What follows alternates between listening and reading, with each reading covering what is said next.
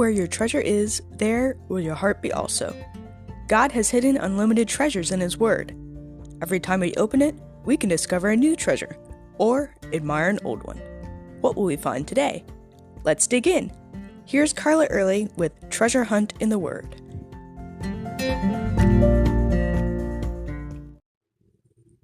Throughout the Gospels, Jesus not only brought good news, taught great truths, and healed the sick, but He felt compassion for people. He truly loved people. From His perspective, the crowds were like sheep without a shepherd, which is why He brought them good news, taught them, and healed their sick. It's also why He touched the leper, ate with sinners, and blessed the children and fed the 5,000. In one story, though, His compassion really stands out to me. It's only recorded in Luke 7:11-15. It says, Jesus went to a town called Nain, and His disciples and a large crowd went along with Him. As He approached the town gate, a dead person was being carried out, the only son of his mother, and she was a widow, and a large crowd from the town was with her. When the Lord saw her, His heart went out to her, and He said, "Don't cry." Then He went up and touched the coffin, and those carrying it stood still. He said, "Young man, I say to you, get up."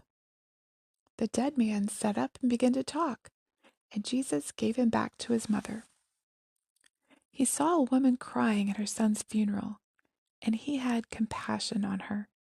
With one touch, the funeral became a praise service as Jesus raised her son to life. Perhaps Jesus' compassion caused people to follow Him and love Him so much. They probably encountered plenty of powerful people, but Jesus not only could do something to help, He went out of His way to use His power to change lives, turn things from problems to praise. When He raised the widow's son, He told her, "Do not weep." To start with, she cried tears of sorrow and anguish. After all, that was her only child. Not only had he died, but now she had no one to care for her in her old age. What would become of her? I doubt she actually stopped crying, though. Well, she may have paused in bewilderment at first. Her tears most likely became tears of joy when Jesus touched him and raised him to life. I find it interesting that Jesus touched a coffin. Normally, this would make a person unclean, defiled. Far from defiling Him, Jesus' touch gave life. In His compassion, Jesus transmitted life to all He came in contact with.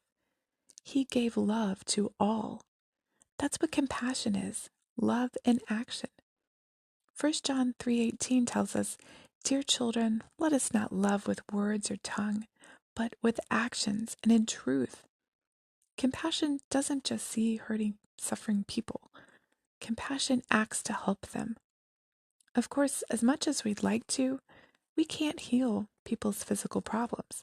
We can't raise the dead. We can't mend a broken heart. But we can lend a helping hand.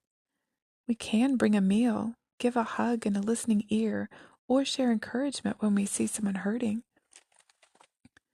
We can visit the sick, mow a yard, clean out gutters.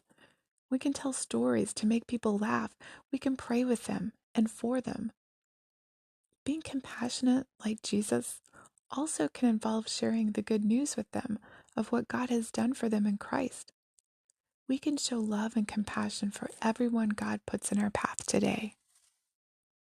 As always, we'd love to hear from you. If you'd like to share a treasure, support this ministry, or get Carla to speak at an event, please contact us at treasurehuntintheword@gmail.com. You can listen to other episodes on our website, which you can find in the description below. Thanks for listening, and have a great day.